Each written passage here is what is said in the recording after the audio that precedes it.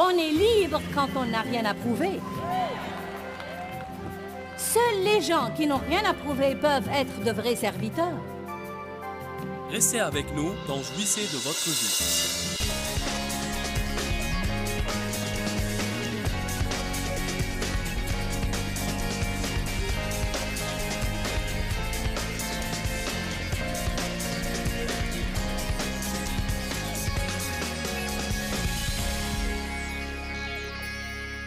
Comprenez cela aujourd'hui. Certains d'entre vous doivent sortir d'ici et commencer à bénir leurs ennemis.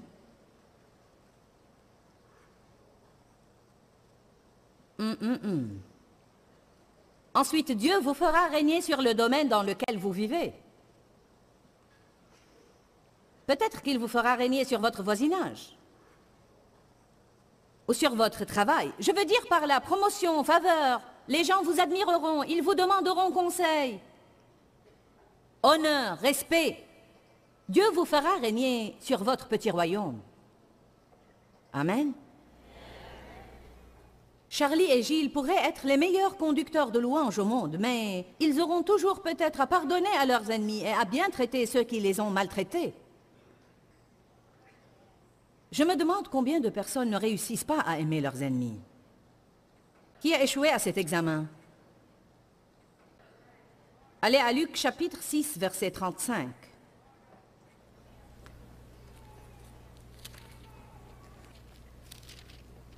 Mais aimez vos ennemis. Soyez gentils avec eux, faites-leur du bien et rendez leur service. Faites-leur des faveurs pour que quelqu'un en profite et donnez et prêtez sans rien attendre de retour. Quand vous faites du bien aux gens, que ce ne soit pas dans le but d'avoir quelque chose en retour.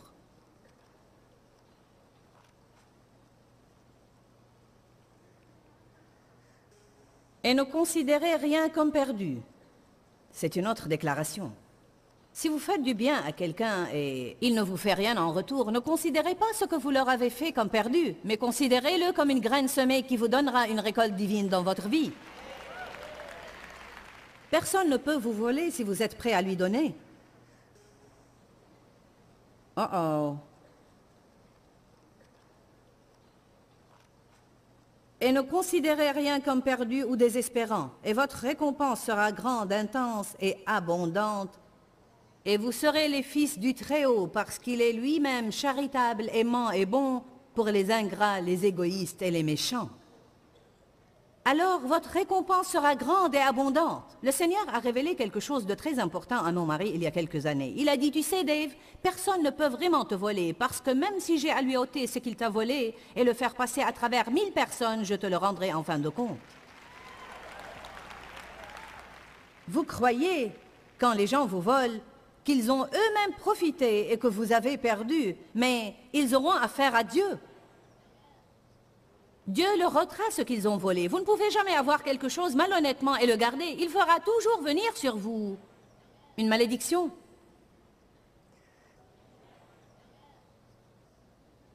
Une des libertés principales dont la personne qui n'a rien à prouver jouit, c'est la liberté d'aimer ses ennemis. Qui sont nos ennemis? Ce sont tous ceux qui abusent de nous et nous maltraitent, qui nous font sentir que nous sommes bons à rien ou qui sont impolis envers nous. Ceux qui ne satisfont pas nos besoins émotionnels, ne nous encouragent pas, ne nous comprennent pas et agissent comme si nous n'avions pas de sentiments. Ceux qui nous jugent, nous critiquent ou font des commérages sur nous, ceux qui rapportent nos secrets. Je hais ça. J'en ai vraiment marre d'essayer de trouver des personnes dans ce monde à qui je pourrais confier mes secrets sans qu'ils ne les rapportent. Je veux être entouré de personnes qui soient tellement loyaux que je ne serai pas dans l'obligation de leur dire « ne dites ça à personne ». C'est quelque chose qu'on devrait savoir. On ne rapporte pas les histoires des autres. Les profiteurs, les dominateurs et les manipulateurs sont nos ennemis, ceux qui prennent de nous et ne nous donnent rien en retour. Mais rappelez-vous que quand je sais que je n'ai rien à prouver, je peux aimer tout le monde sans me soucier de ce que je vais avoir en retour. Quand nous donnons par amour à ceux qui sont considérés comme nos ennemis, ce qu'ils ne sont pas prêts à nous donner, Dieu nous récompensera. Rappelez-vous que j'ai dit hier, nous passerons dans des périodes où nous aurons à traiter les gens bien pendant longtemps avant qu'ils ne commencent à bien nous traiter. Et où nous aurons à faire ce qui est juste pendant longtemps avant de commencer à récolter ce qui est juste. Pour moi, c'est un des secrets de la vie du royaume de Dieu. Nous n'allons pas faire ce qui est juste une fois et obtenir des résultats glorieux. Vos finances ne vont pas changer radicalement pour avoir donné une seule dîme ou une seule offrande. Vous serez mis à l'épreuve, vous aurez à donner encore et encore et encore et encore et encore. Et écoutez le diable vous crier à l'oreille, ça ne marche pas, c'est stupide, ça ne vous mènera nulle part. Vous devez lui dire, tais-toi, je vais faire ça jusqu'à ce que Jésus revienne. C'est à ce moment-là que vous commencez à obtenir des résultats, quand vous vous calmez et vous dites, peu importe si j'obtiens des résultats. En fait, je ne fais pas ça pour obtenir des résultats, je le fais pour obéir à la parole de Dieu, et je le fais pour honorer Dieu, et je crois que je vais obtenir des résultats, et je vous dis que même si ça n'arrive pas, je ne vais pas renoncer. Bonne déclaration. Nous faisons trop pour avoir quelque chose en retour, et pas suffisamment tout simplement parce que c'est juste. Je dois répéter cela. Nous faisons trop de choses juste pour avoir quelque chose en retour et pas suffisamment parce que c'est juste.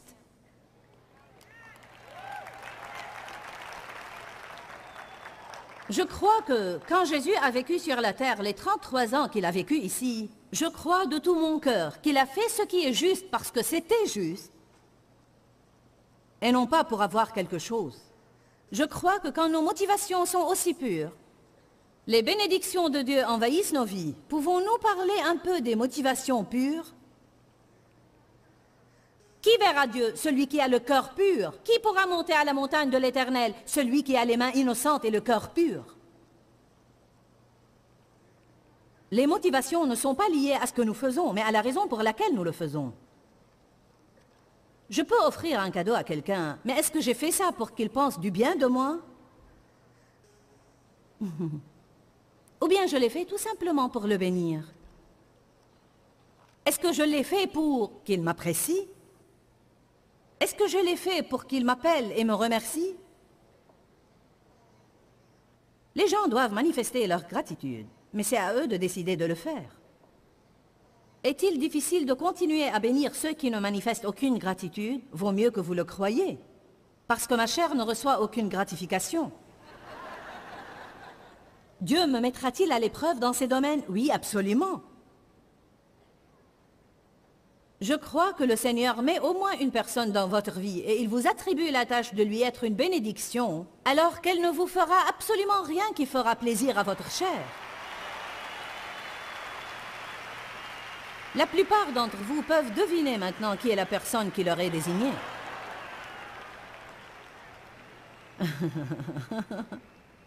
Ouh, alléluia! Combien de fois, en fait, je savais qui m'était désigné, et combien de fois j'ai pensé et dit, ça suffit, c'est la dernière fois. Tu m'as humilié assez longtemps. Tu m'as ignoré assez longtemps. Tu n'avais qu'à m'envoyer une petite carte de remerciement ou à me passer un coup de fil et me remercier. Et après que je me calme... Oui. Je ne t'achèterai rien pour ton anniversaire l'année prochaine. Et juste avant son anniversaire, Dieu intervient. Mais après un certain moment, quand vous vous rendez compte de ce qui arrive, ça devient amusant. Et c'est comme, ne me remerciez pas, car vous pourrez arrêter mon développement spirituel.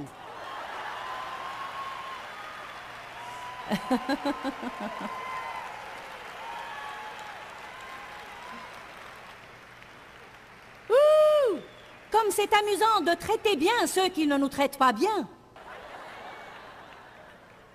Ce n'est pas amusant pour la chair, mais c'est une source de satisfaction spirituelle quand vous en dévoilez le secret. On est tellement libre quand on n'a rien à prouver. Amen. Et les motivations, parlons maintenant des motivations. Dans Luc 14, la Bible dit « Lorsque vous donnez un festin, n'invitez pas vos amis ni vos parents. » C'est vrai. Pourquoi il vous dit de ne pas les inviter? De peur qu'ils vous invitent de retour. Il dit « Invitez des pauvres, des estropiés, des boiteux, des aveugles, des personnes qui ne possèdent rien, parce qu'elles ne pourront jamais vous rendre l'appareil. » Luc 14, 12, 14. Je ne crois pas que cela signifie que nous ne pouvons jamais inviter un ami ou un parent à un festin, mais je crois qu'il y a un principe là. Pourquoi vous faites les choses de la façon dont vous les faites? Nous devons si souvent dans notre vie chercher intentionnellement à nous positionner de sorte à faire du bien à ceux qui ne peuvent rien nous donner en retour, parce que cela aide à purifier nos motivations. C'est pourquoi la Bible nous apprend à faire de bonnes œuvres en secret, sans laisser les autres savoir que nous les avons faites. Et à ce moment-là, deux choses arrivent. Nous attribuons à Dieu tout le mérite, et nous ne pourrons pas être récompensés.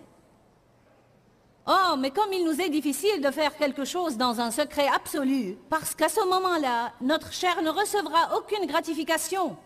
Personne ne sait comme j'ai été bon et charitable. Mais n'est-il pas écrit: ne soyez pas comme les hypocrites qui sonnent de la trompette avant de donner?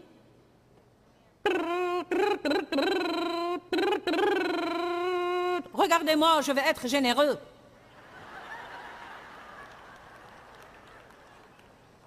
La Bible dit, sonnez de la trompette à Sion. Vous n'avez pas aimé ma trompette? Motivation.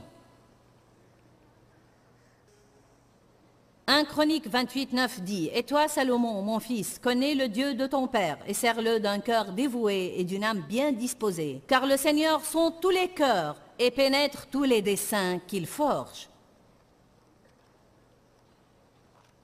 Quand vous commencez à enseigner sur les motivations, la salle se tait. Parce que les gens ne connaissent pas suffisamment leurs intentions pour savoir pourquoi ils font les choses. Considérez toutes les choses que vous faites dans votre vie. Tenez-vous pour 1 heure dans la présence de Dieu et demandez-vous, pourquoi je fais ça? Pourquoi je fais ça? Pourquoi je fais ça? Pourquoi je fais ça? Pour faire plaisir à mon ami. On m'a persuadé à faire ça. Mais vous n'avez pas la grâce de le faire. Alors il vous suce jusqu'à la moelle au lieu de vous bénir. Pourquoi je fais ça? Parce que je veux savoir ce qui se passe. Je ne veux pas être tenue à l'écart. J'étais très curieuse. Je me mêlais dans des choses juste pour savoir tout ce qui se passait. Parfois, nous devons nous demander pour quelles raisons nous quittons certaines églises. Je sais qu'il y a des fois où Dieu nous appelle à aller dans d'autres églises. Parfois, l'église dans laquelle vous êtes ne satisfait plus vos besoins et ne vous nourrit plus. Elle est à un certain niveau et Dieu vous appelle à aller à une autre église. Mais je ne crois pas que Dieu appelle les gens à changer d'église tous les quelques mois ou toutes les 2 années.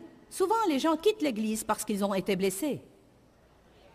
Ils ne quittent pas à la demande du Seigneur, mais parce que leur chair n'est plus satisfaite. Ils sont engagés dans un ministère qui ne leur assure pas toute l'appréciation qu'ils veulent.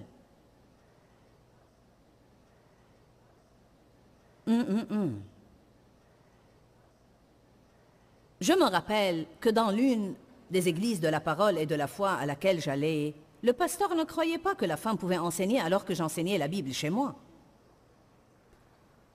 J'étais vraiment agressive. Je sortais avec les femmes les samedis et au cours de la semaine et on distribuait des traités et on mettait vers 10 000 traités sur les voitures à Saint-Louis. Et il m'a dit que j'aurais dû me présenter aux membres du conseil de l'église pour avoir leur permission. Je ne savais pas qu'on devait demander la permission de distribuer des traités. Un jour, en sortant de l'église, il a dit à mon mari, « Tu sais, frère, c'est toi qui es censé enseigner la Bible chez vous et non pas ta femme. »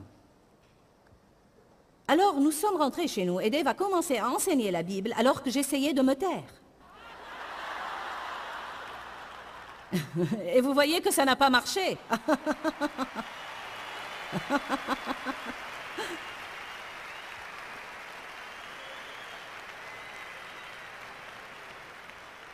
Il faut vraiment penser aux choses que les gens nous font. Ils entendent leur voix et non pas celle de Dieu. Amen. Puis j'ai commencé à apprendre que j'avais un pouvoir sur les démons et que je pouvais chasser les démons. Et ce pasteur ne croyait pas à tout ça. Et quand il a appris que j'étais occupé à chasser les démons,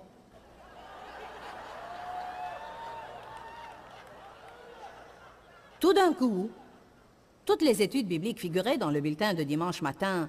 C'était les réunions auxquelles vous pouviez assister. Et bien qu'il n'était pas d'accord sur le fait que je pouvais enseigner, ma réunion figurait toujours dans le bulletin. Et tout d'un coup, quand il a découvert que je chassais des démons, elle a disparu. Et c'était comme s'il disait ouvertement, « Je n'accepte pas ce qu'ils font, n'allez pas là-bas. Vous ne savez pas, après que toutes ces choses ont eu lieu, combien je voulais vraiment aller à une autre église. Béni soit Dieu, je ne vais pas rester ici. Je ne suis pas apprécié. Je suis embarrassé. » Je remercie Dieu de nous avoir mis à cœur, même en ce temps-là où nous ne connaissions pas bien la parole, que nous ne pouvions pas quitter l'Église, alors que nous nous débattions dans nos cœurs. Parce que comme nous avons quitté, nous allons entrer la prochaine Église. Vous feriez mieux de rester et d'aimer vos ennemis et d'attendre que Dieu vous libère. Et le moment est venu où Dieu nous a libérés en disant « Il est temps que vous partiez d'ici ». L'Église était morte en ce temps-là, mais elle n'existe plus maintenant. Elle avait un grand potentiel. En fait, les meilleurs dirigeants dans l'Église aujourd'hui étaient dans cette Église en ce temps-là. Et ça me fait de la peine de penser à ce qui aurait pu arriver là-bas. Mais parce que le pasteur voulait dominer au lieu de guider, il y a une différence entre le fait de guider les gens et celui de les manipuler et de contrôler leur vie. Amen. Mais je voulais vraiment partir, quitter cette église. Ça ne faisait pas partie de mon message aujourd'hui, mais je crois que certains d'entre vous ont vraiment besoin de ça. Peut-être que vous voulez quitter votre église ou que vous l'avez déjà fait. Peut-être que tout simplement vous ferez mieux de vous calmer et d'aimer les gens tels qu'ils sont et de voir ce que Dieu va vous dire. Laissez vos émotions se calmer, ensuite décidez. C'est une bonne déclaration. Laissez vos émotions se calmer et ensuite décidez. Et si c'est nécessaire, ravalez votre fierté, revenez à l'église que vous avez quittée d'une mauvaise façon et dites au pasteur, « J'ai quitté cette église avec une mauvaise attitude et je veux que tu me pardonnes. » Eh bien, je ne peux pas faire ça. Si vous pouvez, si vous voulez remporter la victoire dans votre vie, humiliez-vous et Dieu vous aidera.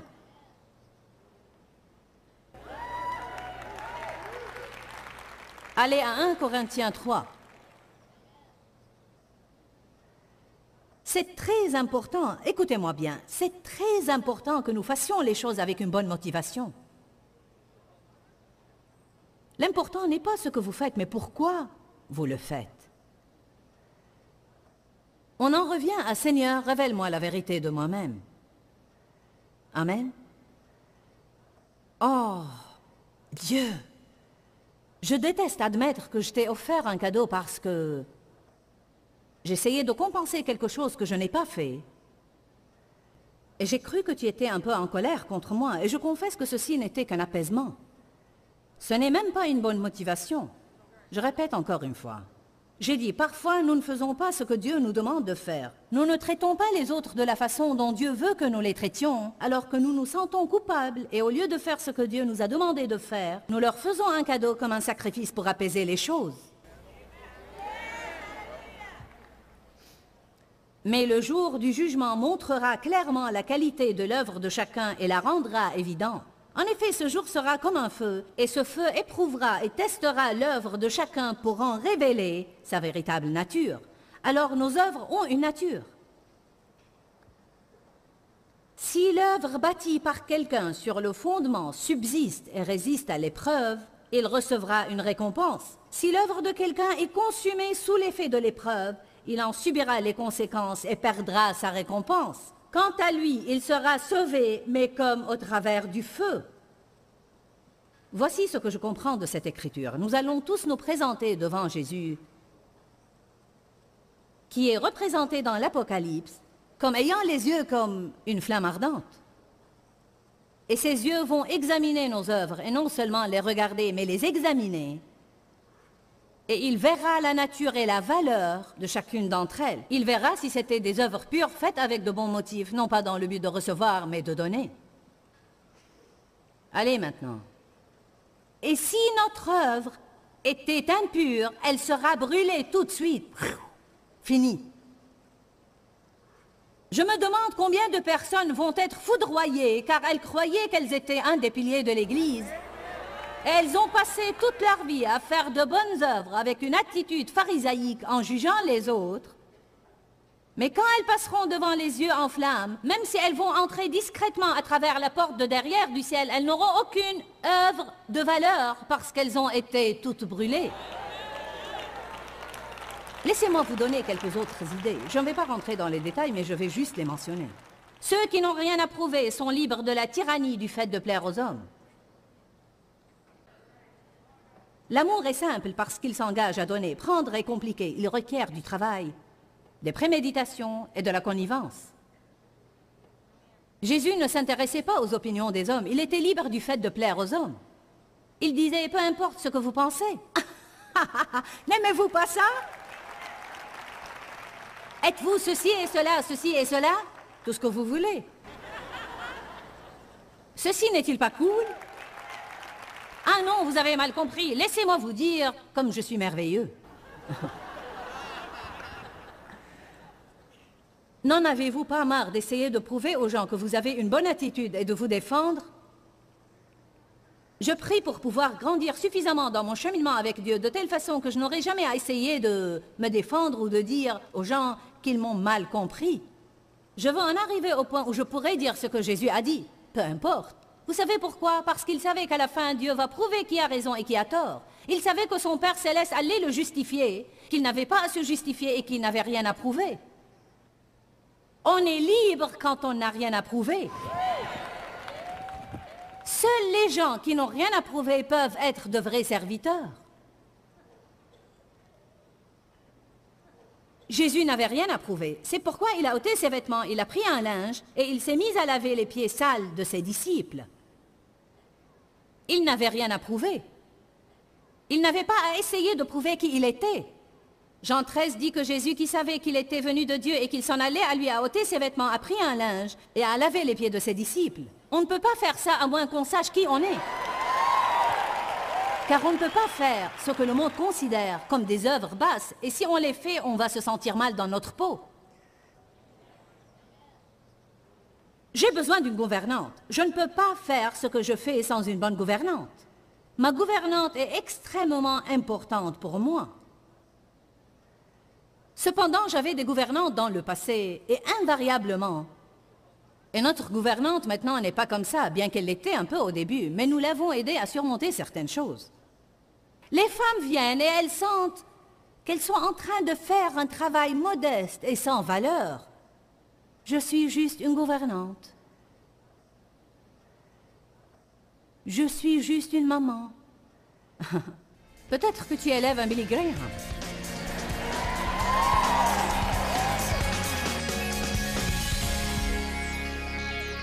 Dans la Bible, Jésus a dit qu'il est venu pour que nous ayons la vie en abondance et pour que nous en jouissions pleinement. Je crois que pour que nous jouissions de notre vie, nous devons savoir qui nous sommes en Christ. Je crois que nous pouvons en arriver au point où nous n'avons rien à prouver, alors nous ne nous sentons pas sous la contrainte.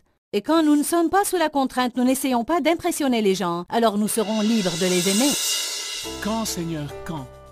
Dans ce livret, Joyce Meyer vous apprend à faire confiance au temps de Dieu. Pour obtenir ce livret gratuitement, écrivez-nous à Joyce Meyer, boîte postale 40095-6300, Larnaca, Chypre. Ou bien visitez notre site web www.joycemeyer.org/fr.